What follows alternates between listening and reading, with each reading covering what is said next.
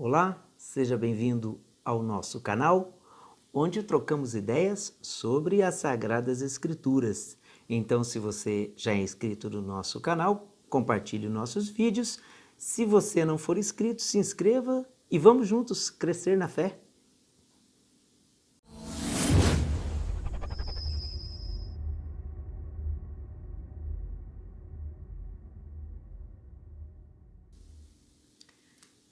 Olá, então, amigos aqui do canal Crescer na Fé. Mais uma vez, nosso encontro sobre Sagradas Escrituras. Hoje vamos falar um pouquinho mais sobre essa importante experiência do povo de Deus no exílio da Babilônia. Teve muitas repercussões, muitas transformações, as crises sempre levam a mudanças e assim também foi na história do povo de Deus. Mas antes de mais nada, nós convidamos você a rezarmos e pedirmos a graça de Deus para que a gente possa compreender bem, um pouco melhor sua palavra e que isso também nos aproxime mais do seu coração, da sua graça. Vamos juntos, em nome do Pai, do Filho e do Espírito Santo. Amém. Vinde, Espírito Santo, e enchei os corações dos vossos fiéis, acendei neles o fogo do vosso amor, enviai o vosso Espírito e tudo será criado, e renovareis a face da terra. Oremos, Deus que instruístes os corações dos vossos fiéis com a luz do Espírito Santo. Fazei que apreciemos retamente todas as coisas, segundo o mesmo Espírito, e gozemos sempre da sua consolação, por Cristo, Senhor nosso. Amém. Bem, amigos, estamos comentando ainda um pouco sobre a experiência do exílio da Babilônia. Vai ser uma experiência marcante e fundante dentro da história e também dentro da literatura. No encontro passado, nós ainda falamos da importância que tiveram dois grandes profetas, não é? Jeremias e Ezequiel, dentro de toda essa fase do povo de Deus. Mas gostaríamos ainda de comentar sobre um ponto muito importante que vai dar um caráter a este povo de Israel, tá certo? Então vamos lá ao conhecimento deste processo que vai levar a uma fé monoteísta. O povo que está habitando a Babilônia, ele evidentemente está cercado daquela cultura. E é interessante percebermos o seguinte: a Babilônia, um pouco diferente da Síria, ela não usou o sistema ou o que se costumava fazer na época, a política que costumava se fazer na época, de levar aos territórios conquistados sua cultura, seus deuses, e lá então introduzir todas as suas, digamos, as suas crenças, não é? Então o povo que vai para o exílio da Babilônia, ele de certo modo, embora ele esteja no exílio, e nós comentamos isso com você, eles que foram para o exílio, e quem foi para o exílio foi normalmente a classe chamada elite do reino de Israel, não é? Portanto, muitas pessoas que tinham melhores condições, vamos dizer assim, até religiosas, né, sob o ponto de vista do sacerdócio e tudo mais, inclusive Ezequiel foi um profeta que foi para o exílio. Eles convivem naquela realidade. Porém, eles até têm uma certa liberdade, tanto que muitos, inclusive, desenvolveram atividades até econômicas. Muitos, ou alguns pelo menos, serão donos, inclusive, não só de propriedades na Babilônia, mas também do que nós hoje conheceríamos por bancos, não é? Então eles fazem a vida lá. E o povo que ficou na terra, os agricultores, os pequenos proprietários, mantiveram a sua vida, mas uma vida muito mais pautada na sobrevivência, não é? Precários, mas pautado então na sobrevivência. Mas eles não eram obrigados, digamos assim, a viver uma religião, uma fé que não fosse exatamente a deles. Mas o que isso nos importa e o que interessa? Se você tem acompanhado os nossos encontros aqui no canal, você vai se lembrar que nós dissemos que a crise do exílio leva ao questionamento da fé. Se Javé permitiu que nós viéssemos aqui, não seria então porque os reis babilônicos ou os deuses babilônicos fossem de fato os verdadeiros e os mais poderosos? Por isso hoje nós estamos numa terra estrangeira, sem templo, sem terra, sem culto e sem os sacrifícios? Isso que comentamos também, chegamos à conclusão que aí a importância, principalmente do profeta Ezequiel e Jeremias. Jeremias já havia profetizado que, conforme o comportamento do povo, ele iria acabar num sofrimento muito grande. E foi exatamente o que aconteceu. Foram arrancados da sua terra. Porém, lá na Babilônia, o povo de Israel começa a conviver com uma outra cultura, consequentemente, uma outra religião, principalmente ligada ao deus Marduk, lá na Babilônia. Na Babilônia, já havia alguns relatos, por exemplo, sobre a história da criação. Você, com certeza, já se vai fazer uma ligação imediata ao livro do Gênesis, não é isso? Porque lá narra também uma história, a história da criação. E se pegarmos o texto bíblico de Gênesis e a lenda também babilônica, nós vamos perceber que existem muitas semelhanças. Os deuses são os criadores, o homem é feito do barro, não é? E assim por diante. Mas por que então essa história ela entra nas Sagradas Escrituras?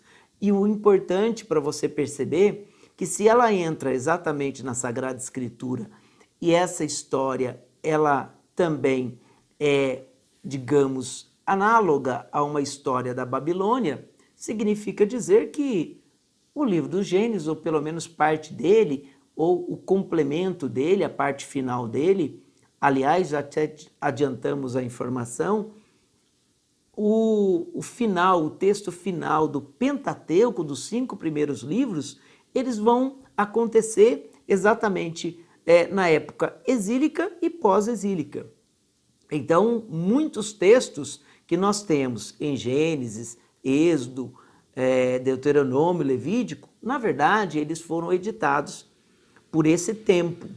Então, nós percebemos que a Bíblia, ela tem um processo muito longo de escrita. Por quê? Porque, como nós dissemos, ela é o retrato da experiência que o povo faz num determinado tempo, num determinado contexto social, histórico, político, porque tudo isso faz parte da experiência humana. Não foi diferente também na época do exílio. Aliás, depois do exílio, muitos livros, como dissemos, foram concluídos. Aí, falando ainda sobre esse aspecto, além da história da criação, você vai ter história, por exemplo, de um dilúvio, também uma lenda contada com bastante semelhanças ao que nós temos nas Sagradas Escrituras. Mas o que é importante percebermos? Que quando o povo entra em contato com essa cultura, e por não ser necessariamente obrigado digamos assim, adorar esses deuses, uma coisa nós podemos perceber. Javé não era, evidentemente, a única divindade. Haviam outros deuses. Então, o povo de Deus, de certa maneira, ele foi desenvolvendo também esse caráter. o monoteísmo ele não é introduzido de forma imediata. Não, eles primeiro têm, Israel desenvolve o que nós chamamos de monolatria e enoteísmo, ou seja, eles acreditavam num Deus, dentre aqueles que lhes eram apresentados, não é? E evidentemente, dentre esses, eles acreditavam em Javé. E o enoteísmo dizia que eles acreditavam neste Deus que age para este povo. Agora, necessariamente, isso não negaria a existência dos outros deuses. Porém, com a experiência do exílio, eles começam a desenvolver esse caráter mais monoteísta. Interessante percebermos isso. E isso tudo vem desse movimento que também, evidentemente, começa lá com a reforma de Josias, não é? E aí o povo vai sendo conduzido a essa consciência religiosa de forma mais definida. Eu convido, inclusive, você, para percebermos essa realidade, a lermos lá no capítulo 6 do livro do Deuteronômio, o coração desse monoteísmo que falamos agora. Então, se você acompanhar aí comigo, no Deuteronômio, lá no capítulo 6, do versículo 4 e versículos 5, nós vamos ter um texto muito importante. Se você puder, acompanhe conosco aí na sua tela. Diz assim: Ouve, ó Israel, Javé, nosso Deus, é o único Javé. Portanto, amarás a Javé, teu Deus, com todo o teu coração, com toda a tua alma e com toda a tua força. Com certeza esse é um texto que você talvez até já conheça, já ouviu muito falar dele. Ouve, Israel, o Senhor é teu Deus, o Senhor é único, amarás o Senhor teu Deus com todo o teu coração, com toda a tua força e com toda a tua alma. Jesus vai usar esse texto, por exemplo, na tentação do deserto, não é? Ouve, Israel, só o Senhor é Deus, adorarás o Senhor teu Deus, só a Ele prestará culto. Quando ele encontra um doutor da lei, não é? Qual é o maior mandamento? No que se resume a lei? Amarás o Senhor teu Deus de todo o teu coração e ao teu próximo como a ti mesmo. Ou seja, este texto é o coração do credo de Israel, da fé de Israel. Tanto que ele é chamado, né, é denominado o Shema, ou seja, é um texto obrigatório até para que o judeu pronuncie ele durante o dia. Então, este é um movimento que levou Israel a chegar ao que nós conhecemos como monoteísmo, o monoteísmo. Quando eles estão, então, lá no exílio da Babilônia, esse conjunto de coisas leva, então, o povo a refletir sobre essas realidades e cada vez mais percebendo que o seu Deus vai se tornando cada vez mais diferentes. E não só diferente, não só que ele seja o único, mas é que a partir daí, os outros deuses, além de não serem dignos de adoração, na verdade, são deuses falsos. Nada eles podem. Você vai poder perceber muito bem isso no livro de Daniel, que inclusive fala muito do rei Nabucodonosor, que acreditava nos seus deuses, mas Daniel vai, na verdade, através da sua capacidade, não é, da sua inspiração divina, mostrando, inclusive para o rei, que, na verdade, os seus deuses nada são, não é? Então, embora não seja o momento de falar deste livro, mas se você quiser dar uma folheada, vai ser interessante você perceber algumas passagens nesse sentido, tá certo? Neste tempo, o que é interessante a gente perceber? Surge também lá no tempo do exílio o que nós chamamos tradição sacerdotal. A tradição sacerdotal é aquela que vai dar um contorno muito mais cultual à vida e na fé deste povo.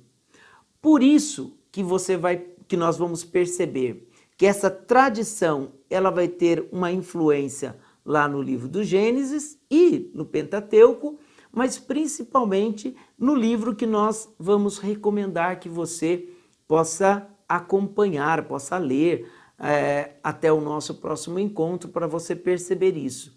O livro do Levítico. O livro do Levítico foi escrito sob esse prisma, esse ponto de vista, não é? Dessa tradição sacerdotal, de mostrar a santidade de Deus. Por isso ali você vai perceber muito falar também das alianças, do sangue, porque o sangue é símbolo de vida e nós fazemos aliança com um Deus vivo, um Deus verdadeiro, um Deus que atua na história. Então, em termos de literatura, neste tempo, nós temos editado, então, o livro do Levítico. E ao final do exílio, e um pouco depois também, como já dissemos, nós teremos aí a parte final da elaboração do Pentateuco. Mas, caminhando já para o nosso final, gostaria ainda de deixar para você um último comentário a respeito desse período. Depois de tudo isso, surge na história um rei chamado Ciro. Ciro, um rei medo-persa, ele vai invadir a Babilônia e o rei babilônico, que na verdade, quando governa nessa época, ele não tem essa mesma fidelidade espiritual a Marduk, portanto, ele tem uma resistência muito grande dos sacerdotes, uma oposição muito grande dos sacerdotes babilônicos e, inclusive, vai ter também uma oposição muito grande do seu povo. Portanto, Ciro entra numa situação em que o rei, na verdade, não conta com apoio e se torna um pouco mais fácil ele assumir o reino. Característica dessa ocupação medo-persa, ou seja, do rei Ciro. Ele, ao assumir o controle do território, e consequentemente ele estava fazendo uma expansão e queria dominar, evidentemente, o mundo inteiro conhecido, ele usa uma política diferente. Ao chegar, ele não proíbe os cultos que os povos têm, não impõe a sua necessária religião e, além do que, os povos que estão exilados, a eles ele permite que voltem para o seu território. Isso vai ser muito importante para o povo de Deus, porque ele volta para o seu território, para o reino que agora já não temos mais, né? Reino do Sul e Reino do Norte, mas volta para então Terra Prometida, e nós temos dois personagens fundamentais, Neemias e Esdras, que vão começar a reconstrução do Templo de Jerusalém. E nesta fase entra também em ação um profeta bastante conhecido, o profeta Isaías, cujo trecho do livro, no capítulo 45, nós vamos acompanhar agora. Ele vê na pessoa de Ciro um enviado de Deus. E o que é interessante perceber? Que ele introduz aí a ideia de um messianismo, que nós vamos perceber vai ser muito importante na história do povo de Deus. Então, acompanhe conosco aí na tela, no capítulo 45 do livro do profeta Isaías, nós vamos poder perceber este relato que nós acabamos de dizer, onde ele reconhece Ciro como o enviado de Deus. Diz assim: assim diz Javé a seu ungido, a Ciro, que tomei pela destra, a fim de subjugar a ele nações e desarmar reis, a fim de abrir as portas diante dele, a fim de que os portões não sejam fechados. Eu mesmo irei na tua frente e aplainarei lugares montanhosos, arrebentarei as portas de bronze, despedaçarei as barras de ferro e dar-te-ei tesouros ocultos e riquezas escondidas, a fim de que saibas que eu sou Javé, aquele que te chama pelo teu nome, o Deus de Israel. Foi por causa do meu servo Jacó, por causa de Israel, meu escolhido, que eu te chamei pelo teu nome e te dou um nome ilustre, embora não me conhecesses. Eu sou Javé e não há nenhum outro. Fora de mim não há Deus. Embora não se conheças, eu te cinjo, a fim de que saiba, desde o nascente do sol até o poente, que fora de mim, não há ninguém. Eu sou Javé e não há nenhum outro. Eu formo a luz e crio as trevas. Asseguro o bem-estar e crio a desgraça. Sim, eu, Javé, faço tudo isso. Então, Isaías, ao escrever isso, nós chamamos, o segundo Isaías, ele vai, na verdade, ler este acontecimento como uma intervenção de Javé.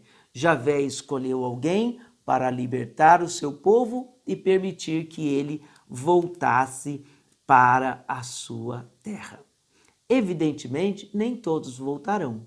Muitos vão preferir ficar, inclusive, na Babilônia, porque já se estruturaram, já compraram terras, já têm comércio, ou seja, já estão bem estabelecidos.